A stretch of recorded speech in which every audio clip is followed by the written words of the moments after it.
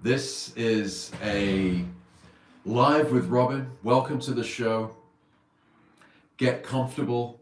This will be a fun and productive hour of music and learning and guitar. So, welcome to the show. My name's Robin. This is Alive with Robin. These happen every month in the Gypsy Jazz Club. And welcome. This is going to be all about Autumn Leaves. I'm going to be going through learning this tune, putting it in our repertoire, the chords, the melody. I want to look at the rhythm as well, and then learning these etudes, these solo arrangements. I've got two for you, and this will be a lot of fun. When I look down here, I'm looking to my laptop and I'm looking at the chat roll, which is open. Make sure you get in the chat roll. It's a great way to, say hi to the community, say hi to me. Any questions, of course, put them in there. I'm looking in there all the time, and I'll do my best to answer everyone. So welcome to the show. David Adas is in, Silhouette of Greatness. Reed is in, Michael's in, Russ is in. Welcome, Russ from Switzerland. We've got Texas with Thad. We've got John Krantz from a sunny Colorado. Everybody's joining. This will be great. This is the lesson plan that I've got here, and it's Autumn Leaves, right? This is a big tune in the repertoire, in the jazz repertoire, obviously. And in gypsy jazz, it sounds beautiful as well. And there's different ways we can play this. We can play it solo, which we will do later in this lesson. We can play it swing, we can play it as a ballad, we can play it using one of the gypsy Latin rhythms, and it always sounds really beautiful. Everybody knows this tune, so when you play it, people in the audience can actually recognize it. So that's an advantage. Welcome, Morris. Morris is in. Jerry is in. John is in. Chuck is in. Welcome, Chuck from New York. And Zolst is in. Great. Okay, so what we're going to do is just start slow, like always with my teaching, right? We're going to start from the beginning. Look at the basic chords for Autumn Leaves. Look at the melody, the simple melody, because later we're going to bring those together with one of these arrangements. I want to look at the rhythm, like I was saying, La Pompe rhythm, modern La Pompe rhythm, and then some Latin rhythms which sound good with Autumn Leaves. So then we're going to look at these two solo arrangements. One is Campfire, which is chords down the neck, using the melody in a kind of Bach way, which is really cool and really kind of expands your knowledge of the fretboard.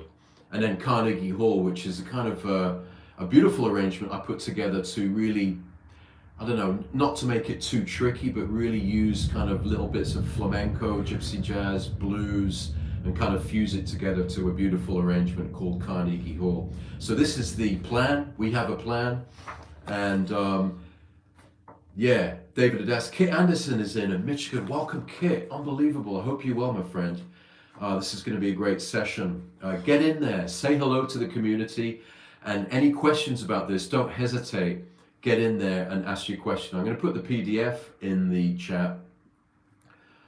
There's the PDF. And as soon as I've finished this lesson, it will live in the Autumn Leaves Masterclass, okay? For each of the lessons that I'm going to do, there's a dedicated video which corresponds with the PDF, so you can study any little bit of this on your own, in your own time. So that's great. Venko's in. I had to drag Phoenix Dave out of the Zoom room. Get him out of there. Get him into the place where it's happening, which is the Live with Robin section in the club. Welcome, everybody. Michael's in. Okay, Autumn Leaves. Right, so these are the chords I've got here. And I thought I would just start. And by the way, it's in E minor or G major, E minor, same thing, right? Basically, I think of E minor because we always end on the E minor. And I chose that key, or I play it in that key, just because it's E minor. We don't want to play it in like F sharp minor, because E minor sounds good on the guitar. That's my reasoning. It's also played in G minor quite a lot, in D minor, but let's do E minor. By the way, stick around to the end, because we're going to have a little after party show or a little after party in the Zoom room. Then we're all going to go back in the Zoom room, Venko, and then we'll catch up. And I want to start the Autumn Leaves Challenge, okay? So at the end of this lesson, we're going to meet face to face in the Zoom room, for an after party. How does that sound? All right, here we go. I'm not in the kitchen. I'm in a mysterious location. Okay, Autumn Leaves. Let's just hear, I'm just in the course here. I'm just going to play the melody video and just follow along the chords here. Then I'm going to go through the chords. So just to refresh us of what's going on. Autumn Leaves, the melody. Let me know you can hear this okay. 2, a 1. A minor 7, D7, G major 7, C major 7, F sharp half diminished, B7, E minor. Again, A minor 7, D7, G major 7, C major 7, F sharp half diminished, B7, E minor, hang on the E minor. Next section, back to E minor, E minor 7, D7, G major 7, C major 7, F sharp half diminished, B7, E minor, D sharp, D, C sharp, back to E minor. Okay, so then we're back to E minor right there. Okay, so here we go.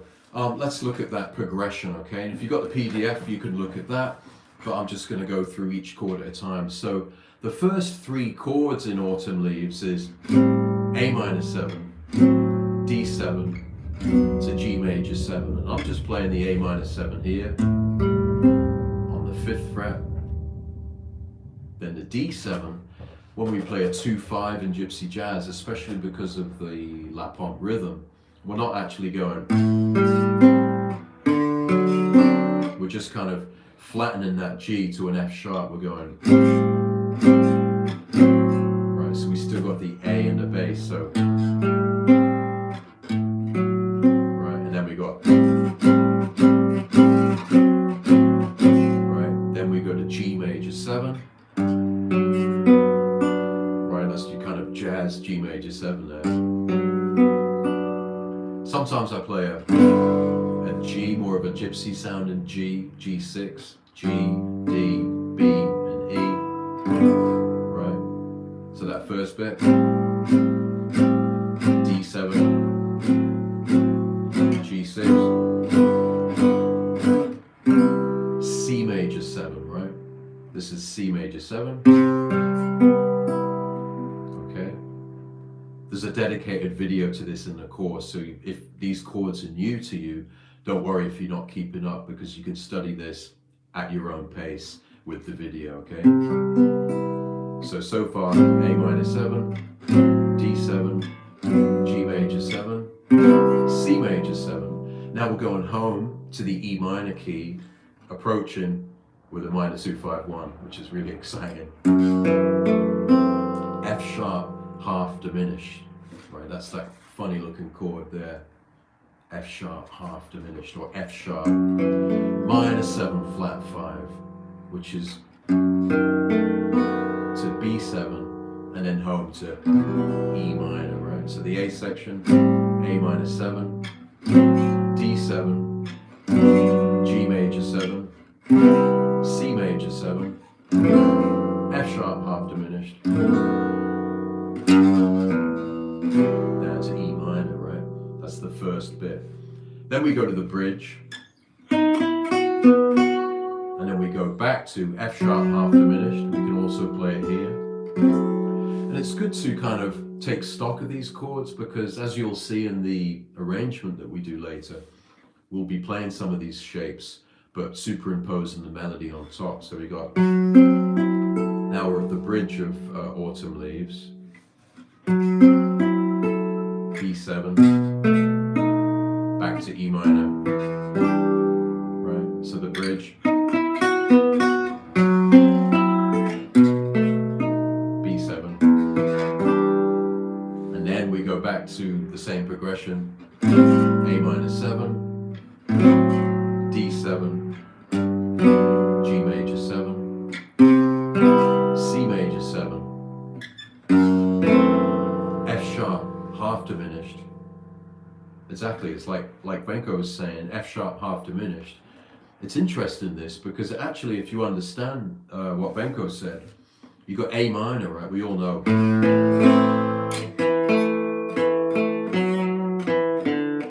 that's the first tune I think of with A minor, but that sound, right? Hear the sound, A minor, but then,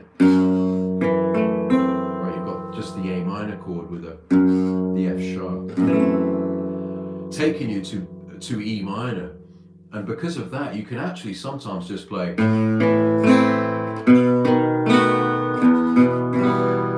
Right, you can actually go A minor, B7 to E minor for a minor 2-5-1 or approaching a minor key.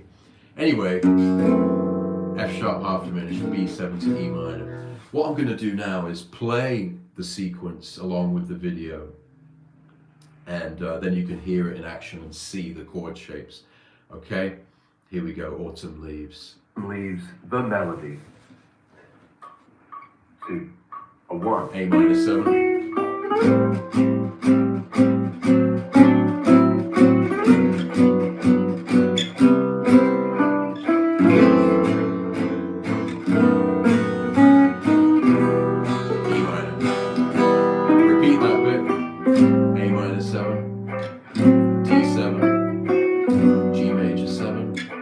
C major 7, F sharp half diminished, B7 to E minor. Now we're ready for the bridge. This F sharp half diminished, B7 to E minor, A minor 7, same thing, D7, G major 7, C major 7, F sharp half diminished, B7. This is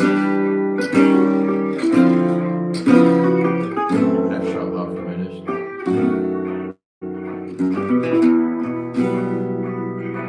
Okay, so that's the sequence. The only bit I didn't look at was that descending bit. At the end of the sequence, you've got this, see that bit there? E minor 7, D sharp 7, D minor 7, C sharp 7. It's this bit of at the end. When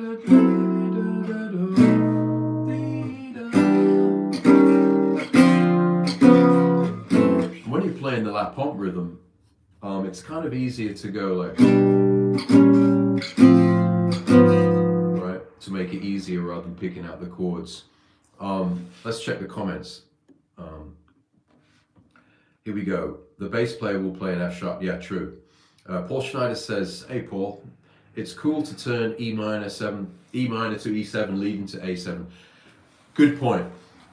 I want to do that myself. So what Paul is talking about is we're going to A minor 7, G, F sharp,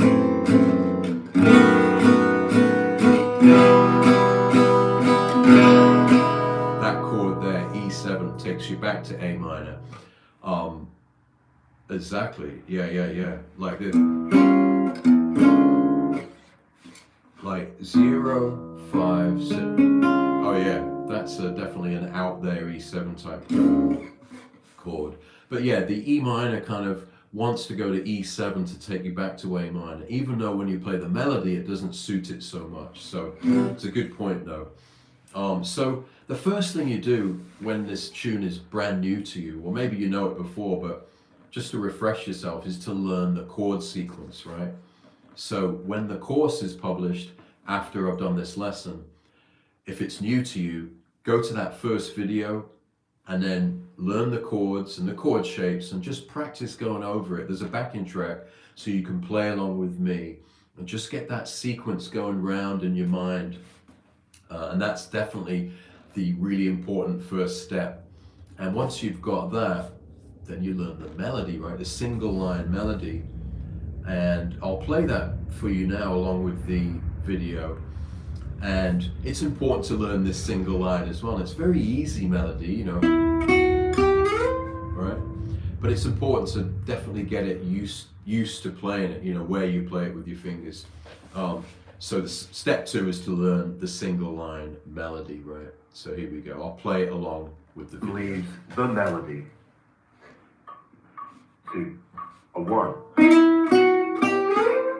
You're trying to milk those notes as well.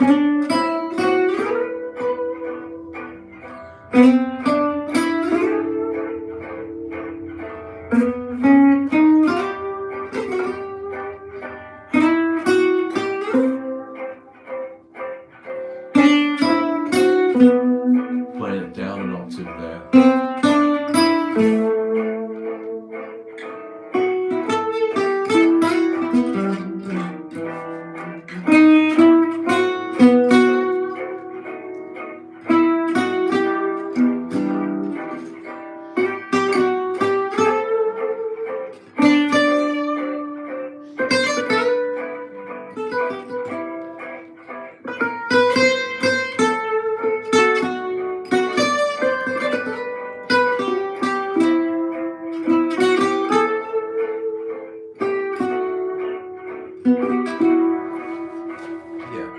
So obviously the melody is quite easy, and we all know the tune. We can hear it in our ears. So, but important just to navigate that melody. You might want to play it in a different position, but the reason I do the finger like up there and not is because just having that slide makes it a little bit more atmospheric or something. So just making that slide kind of gives it a bit more character. So that's why I do the melody like that. Cloud is in. Welcome, Cloud. John Silver says, sounds great. Thanks, John. Chuck is in. I like the descending E minor thing. Yeah, we do that in the arrangement as well. Right, so it's quite a cool bit of the chord progression. All right, so far we've learned the chord progression, right? And if this is new, I really recommend trying to memorize the chords progression and not always relying on the chart. So just try and go like A minor 7, D7, you know, and just learn it. Use the backing track and just kind of play it. And, you know, to be honest, the only way you learn it is not by being really clever. It's just by playing it like 1,000 times, or maybe, you know, 50 times, and then you remember it. So just make it the tune of the day when you're learning the chord sequence, and go round and round, and use the backing track, and you'll have it down. So yeah, so far, if we go back to the lesson plan, yeah, Renko says you could even descend from E minor to a C major or C7 chord.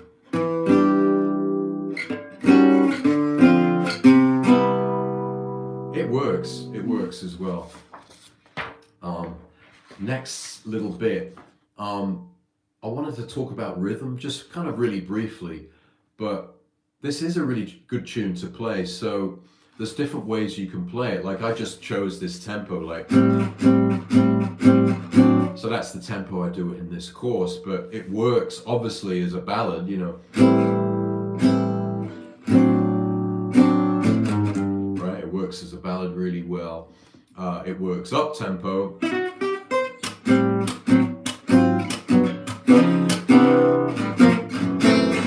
It's going to work up tempo, and it works medium, and then it also works with all the Latin grooves. So if we play like what we call gypsy jazz, like La Pompe rhythm to this tune, it would sound like this, wouldn't it? Kind of like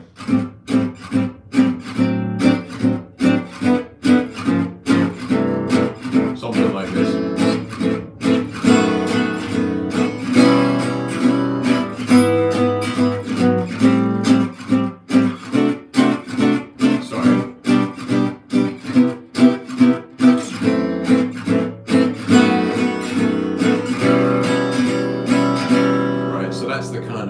That's the way that I would naturally play it if we were in a kind of gypsy jazz setting, you know. So that kind of like,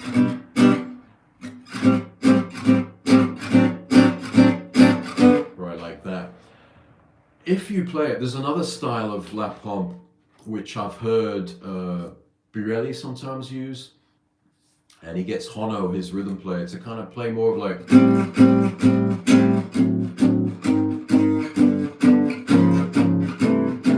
something like this.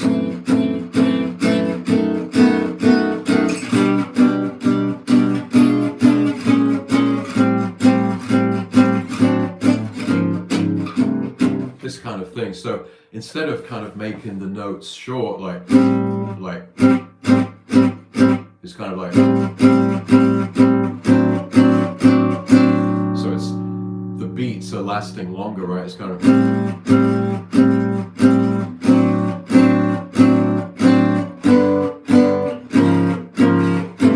instead of like, right? It's kind of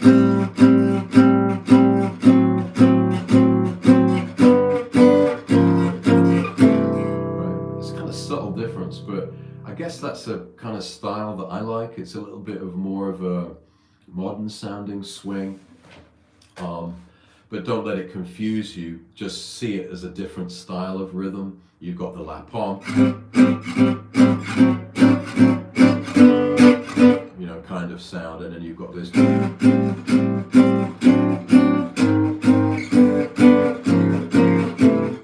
So it's a more of a 4 to the floor thing, if that makes any sense. Something that we can discuss later, but it's more of a modern style swing rhythm. Latin rhythms sound great with Autumn Leaves, so you know it might be Gypsy Bossa. Let's have a look at what it would sound. So it'd be like,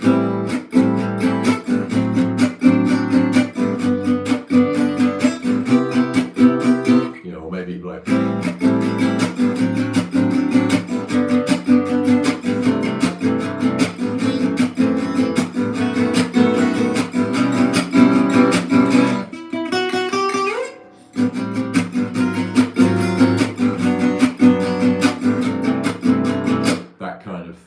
The finger bossa would also work, that kind of.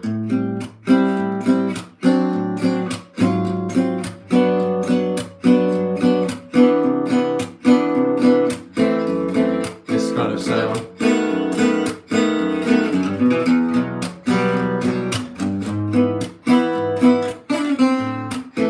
That kind of thing works really well with Autumn Leaves. Venko says, does the different rhythm also ask for different chord voice and grips? Not necessarily, Venko, but I think I naturally do, if I'm playing that, I kind of put in more like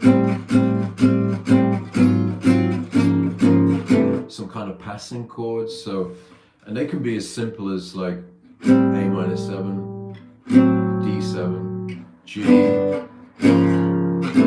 sliding down to that C, for example. That's one thing I would do, kind of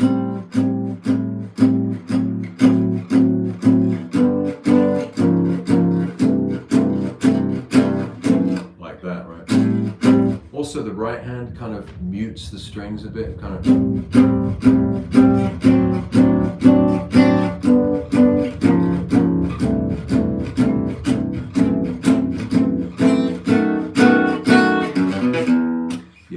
So yeah, little passing chords sound good with that.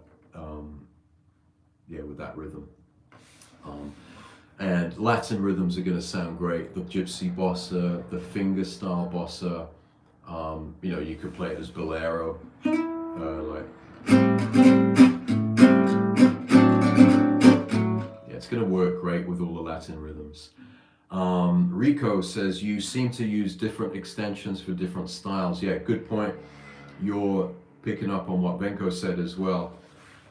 Extensions that I would use, for example, just with that A-7, D7 to G, I might go like a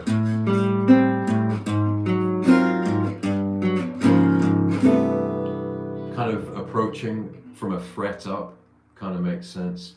Jerry says, that D flat in the tune, D flat tritone of G going to C. Yeah, that works. You'll see in the Carnegie Hall solo arrangement, I think I go.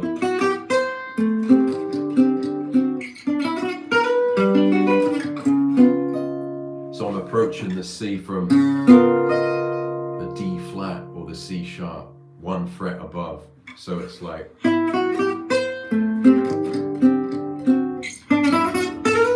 major, and before the C major, a C sharp 13 thing, then to the C. So that's exactly that, the tritone substitution.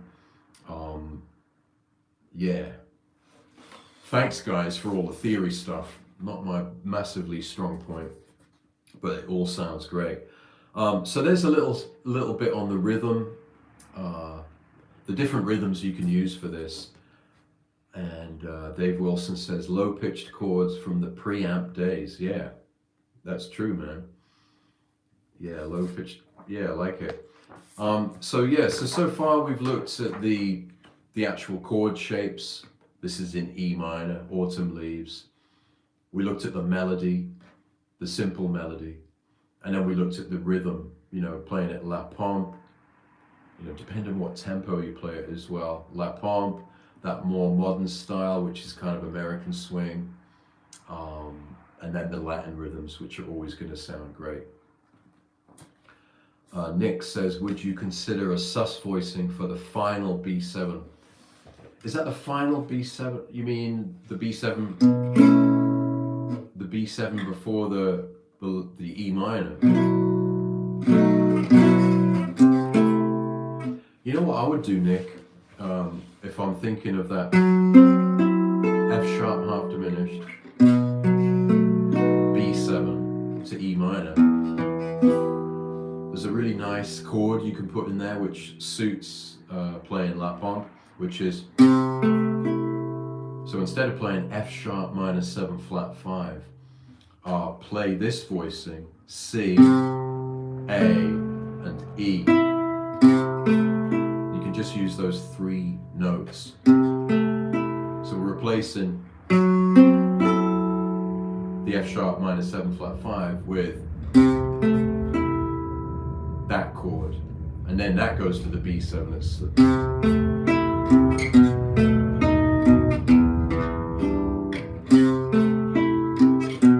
right. That's a nice sound. You can apply that all over the place. So if I was doing that, I would play like.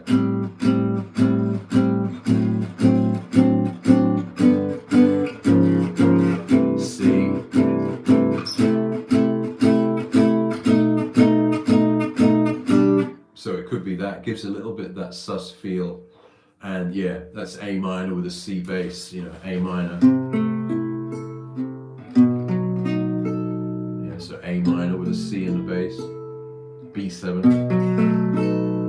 to the E minor. Yeah, so that's a really nice. It's a good little move for a minor 2-5-1, gives you a different flavor when you're playing that progression. Yeah, so let's go on to the solo guitar arrangements now. How's everybody doing? Is this all making sense? I hope so.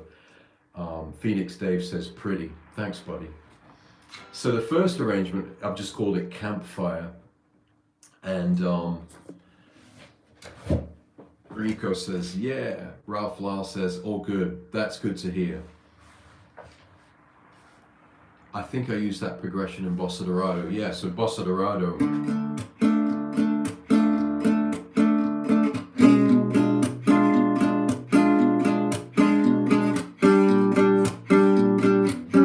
That's that.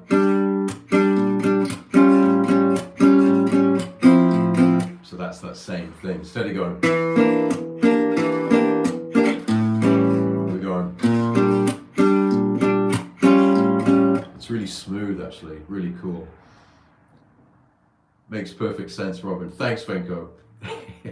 Okay, so let's go down the bottom of the neck, and let's just kind of regroup, and let's try and play Autumn Leaves as a kind of an etude style thing down the neck. And to do this, I'll play you what I mean first, and then I'll kind of break it down to the chords I'm using, which are just campfire chords, and then how I'm playing the melody. Actually, we could even listen to it. So we've got it here. I'll see if this works.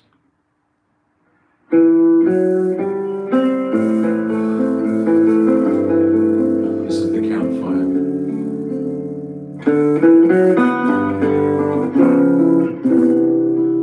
So you can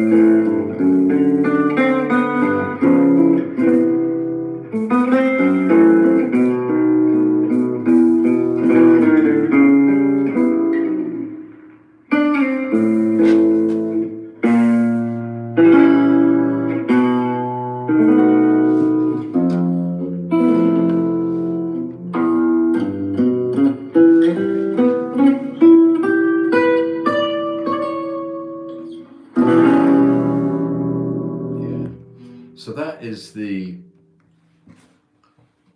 that's the campfire version. And it basically, I'll play it a little bit. I'll even play it simpler than that. You basically go like this. Sorry.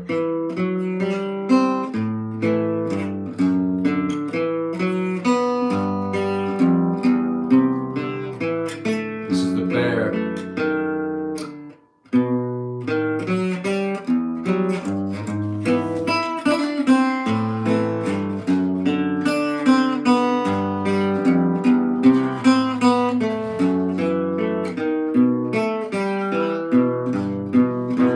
So all we're doing is, if we piece it together, we've got the chords, just A minor, then with the G, leading to D7 with the F sharp. So the 2-5 is just going,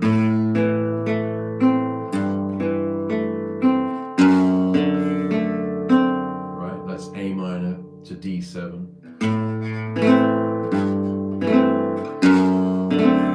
To G major, right? Just G, just an open G, G, D, and then the bass can go do, do, do, which is to C major, right? C. So.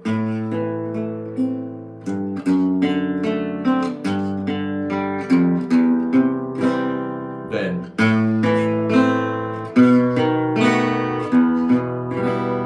Like my guitar gently weeps.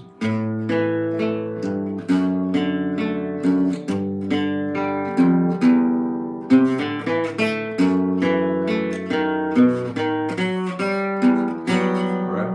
So we got the melody. This is all written out in the PDF, and we've got the video which you can study at your own pace. So I'm just kind of going through it, but I'll play the melody, try and make it as beautiful as possible down the neck. Like those open strings, overtones. See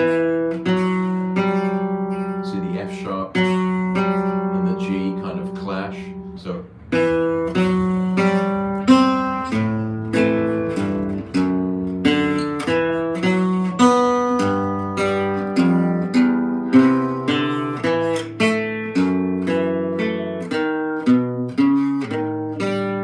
Right, so that's the first bit to practice. So.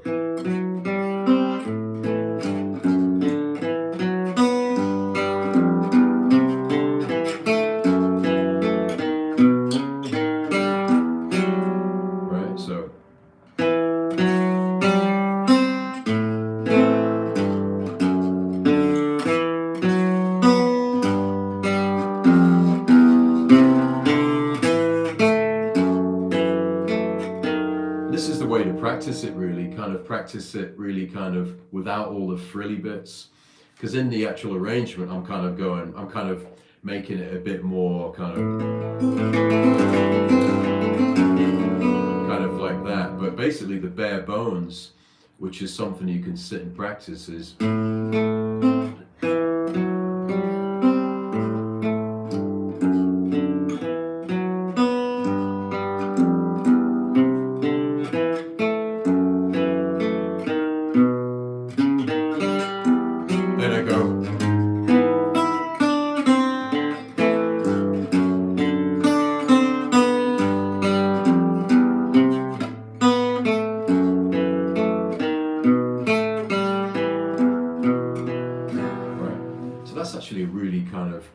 sounds like Bach or sounds very classical, but it's really satisfying to play that. I was just practicing that a bit before, and it kind of just with my fingers, and it kind of sounds like really beautiful, just like that. So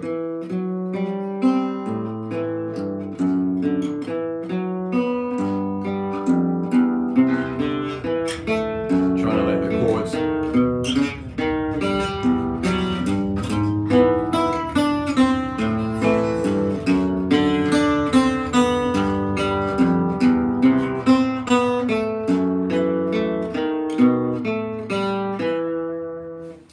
Question from Venko.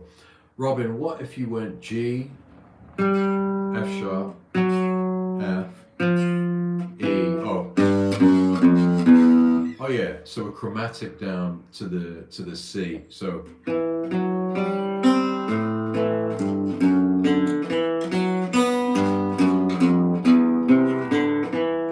what do you think? Sounds great.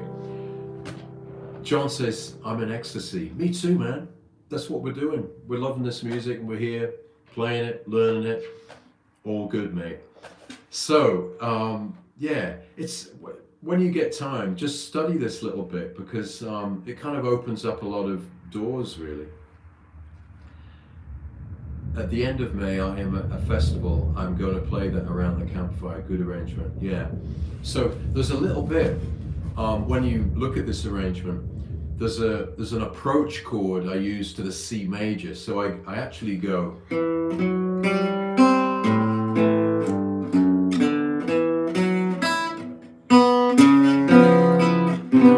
So before the C major, I do a C sharp 7 Jimi Hendrix, right? So basically just think C sharp Jimi Hendrix to the C major 7 or whatever C major you're playing. Let's see how that sounds. It really kind of shifts the harmony from Bach and kind of makes it a bit more jazzy, you know, so.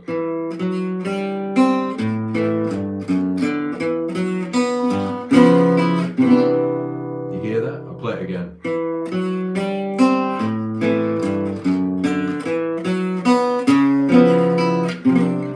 Right, it's really cool that. So I get a better position. So.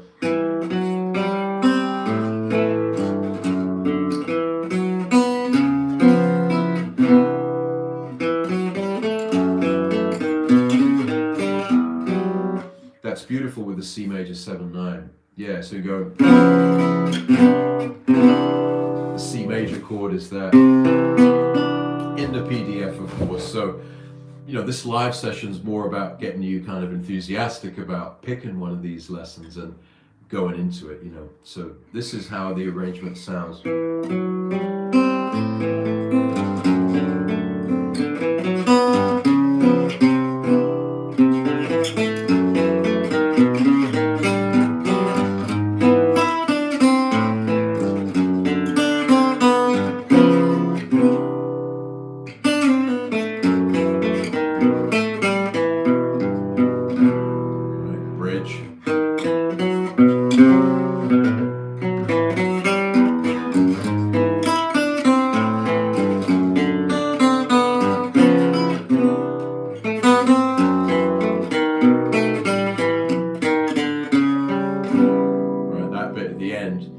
That's the bit we go. So from the bridge.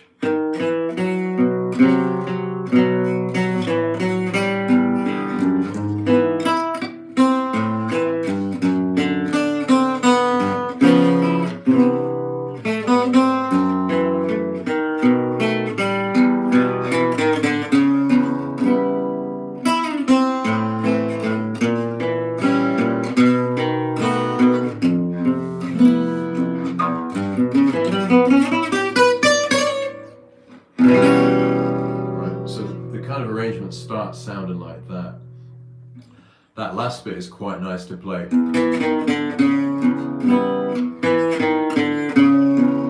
Right. Phoenix Dave says F major 7 sharp 11. Whoa, loving that crispy chord. Yeah, man, that's a crispy chord. Venko said it's getting jazzier and jazzier. That's right. You can decide how to take it when you're playing it, Venko. You know, if I'm just in a kind of pure classical mood, then it would be.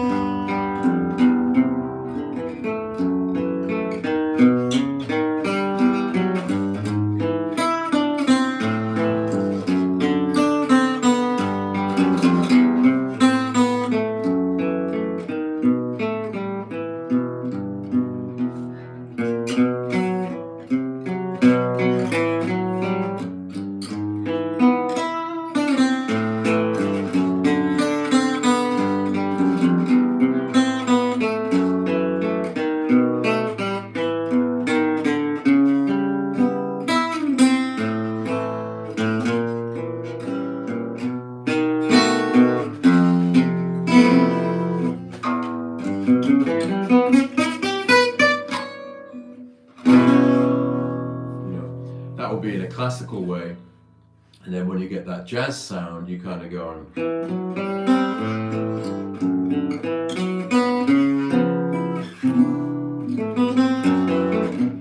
know, you can take it in a jazz kind of way. But if you look at the video, if you look at the PDF, you can kind of learn these shapes and start to practice it, and you can really make something beautiful out of that.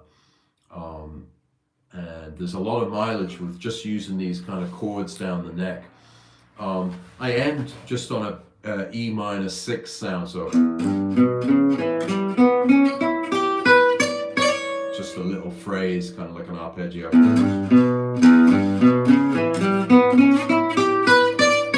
Oh yeah, the bond chord. You can also do the bond. You can also do the bond chord, of course, the major minor, as Brian points out.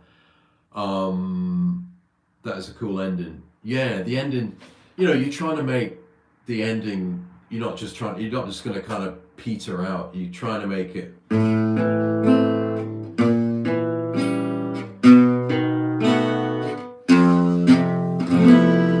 now we're ending with that E minor 6 phrase. Sorry.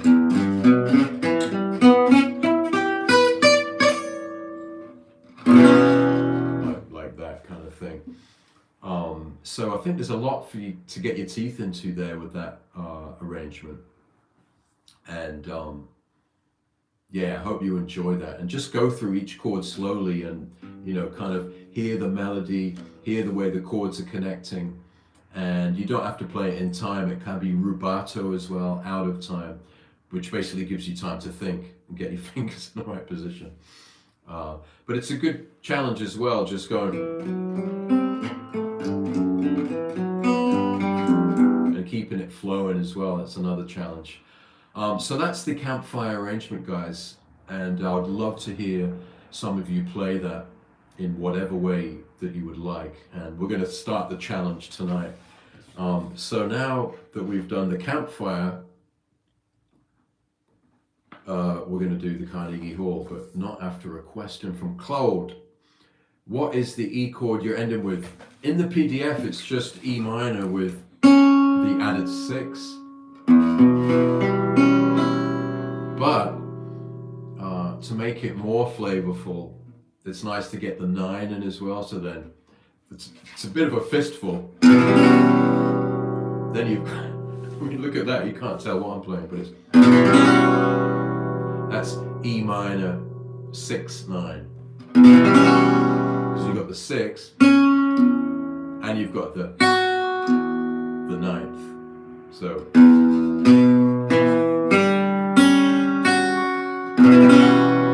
but it's kind of a pain in the ass to get your fingers to all be on the same fret like that. So I finished the piece like this.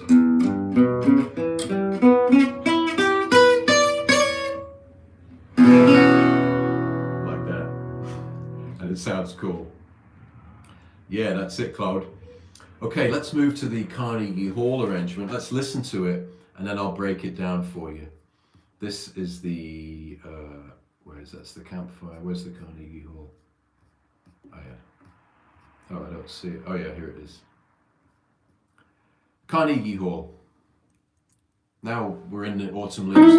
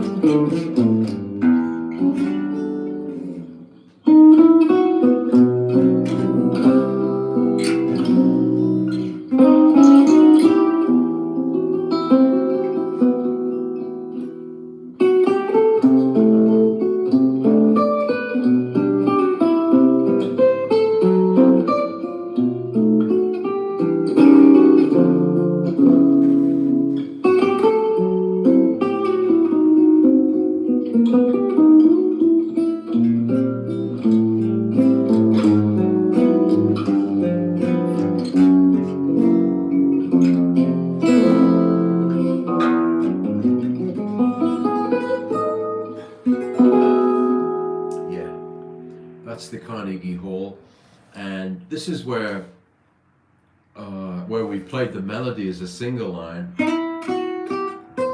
We just start like that. Wait a minute, Billy says, what's the term for that cascading bit in measure 7?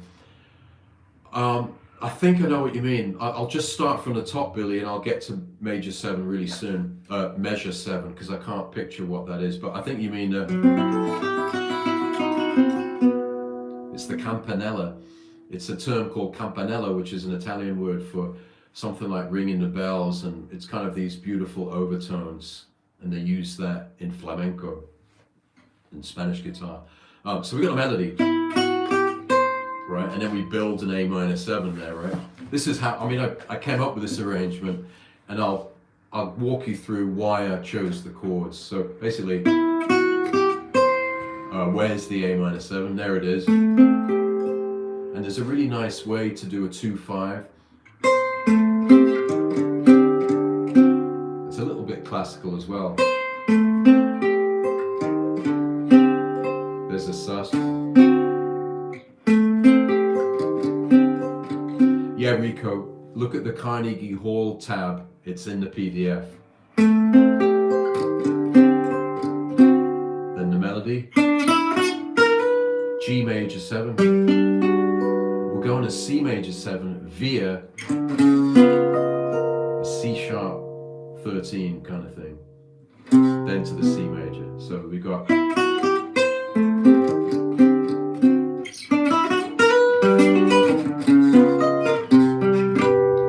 Play the C major just to make it a bit more impressive. Instead of just playing, I play root 5th, so C, G, and then with the pinky, just the harmonics on the 12th fret for the. So then you've got this C major chord.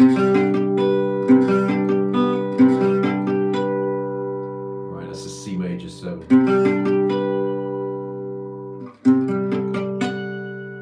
There's another C major type. So you've got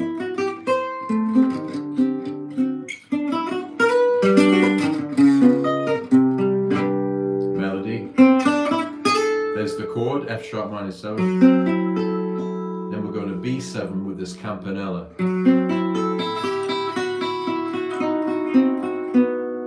Right, so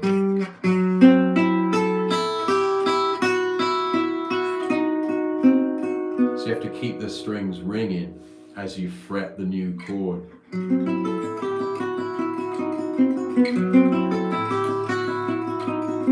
It's a really beautiful effect. I can hear it here. I don't know if you can hear it through the internet, but you kind of hear those overtones going. This is a nice move. So you got E minor 7, F minor 9 with the same top note.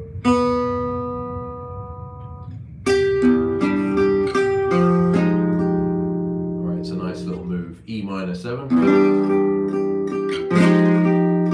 And then up rest on an E minor 11. Which is barred on the 5th then. Right? So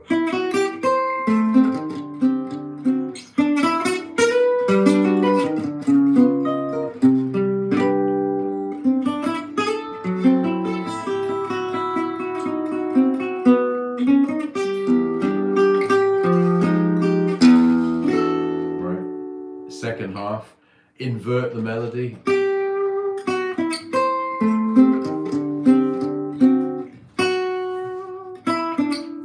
Reharmonization.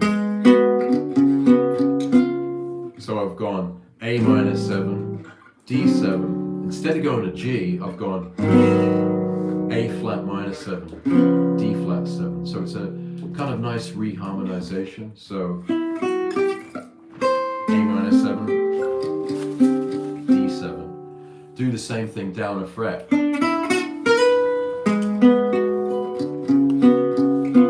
Right, that's a really nice move. So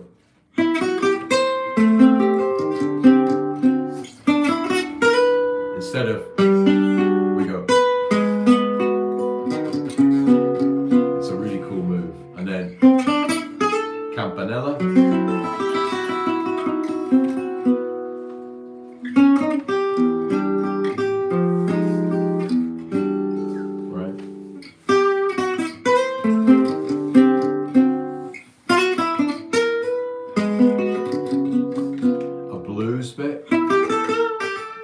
So that's on the minor 2, 5, 1. Or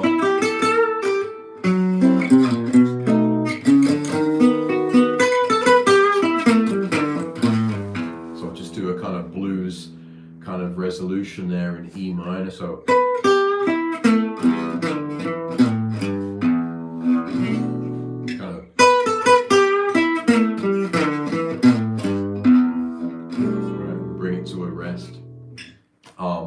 then the bridge bit, melody, and you use the Spanish, right, the B chord, and just put the pinky out 1 fret. Then you have B Spanish, right?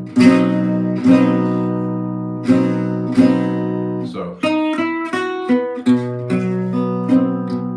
C, double stops. Like Django with the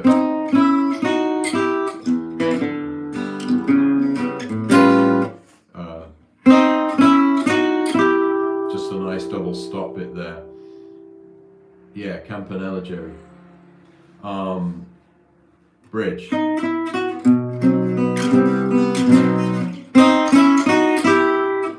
nice E minor. So it's like an E minor 9 thing.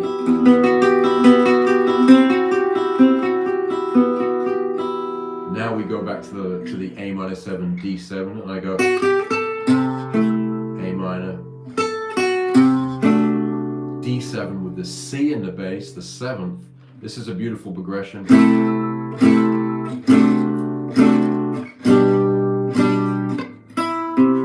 Right, so I go.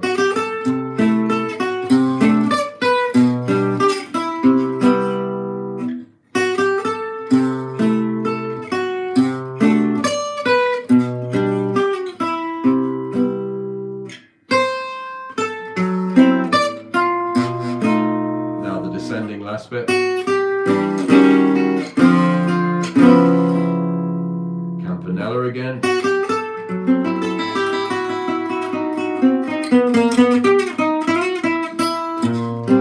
Now we've got the descending chords at the end, with the E always on top.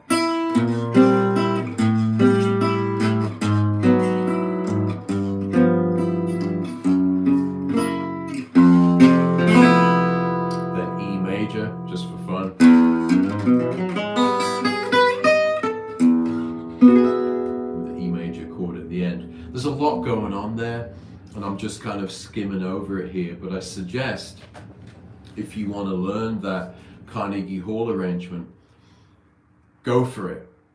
Go to the video, right? Go to the video, use the PDF, and just do it phrase by phrase and play it really slowly. And it's really rewarding if you do that. There's nothing particularly difficult about it. I've made it so it's playable, but it sounds really beautiful. And the more that you take your time on that piece, the better it's going to sound actually. So it's a really, really cool piece. Yeah, that's a great one, says Pat. Thanks, man. Very nice, says Reed. Thank you so much. Yeah, so I hope you're. There's a lot of information in these Live with Robins, but just know that there's a whole course with all the individual videos that you can just work at in your own time. So this is just a presentation of the whole course, and then you can pick one of these. You might just want to learn the chords or the rhythm. You might just want to learn the melody, the rhythm, the La Pompe, or try that modern kind of rhythm, the Latin rhythms, try it as a bossa. The Campfire Bach style down the neck, which was a lot of fun, and then the Carnegie Hall. There's lots to kind of get on with here, and what we're going to do tonight is start the Autumn Leaves Challenge. So the challenge is that I challenge you to learn one of these lessons or a little bit of one of these lessons, and then make a video of yourself playing it and post it in the challenge thread in the club. We'll start that later, and if you need help with the lessons, obviously that's what I'm for. Paul Dillon can help you with the video and the technical things of making and uploading a video, and then we can it's a really great way to kind of pull yourself forward and learn something. getting it together to make a video. So yeah, that's the course. That's the course link. And actually, right now, what we're going to do, because that's the end of the lesson, we're going to meet in the Always Open Zoom room just for a little after party. I just want to see how you're doing and see just kind of start the challenge vibe going. So if someone could put the Always Open Zoom room link in the chat, that would be great. If you put it in the chat, and then I'll see you in the Zoom room right now. So if someone who's really clever, could you put the Always Open Zoom room in the chat, and then we're going to click on that link and we're going to see each other in a second. Renko's having his dinner, Smaklik Eter, and thanks Ross, thanks Nalini, thanks John, this is great. If someone could put that link of the Always Open Zoom room in the chat, then I'm going to go in there, okay? Has someone got the link? I'll just wait until it's there and then I'm going to go in. But thanks for watching this, stay inspired, and like I always say, have a go, take it slow, stay inspired. See you in that room right now.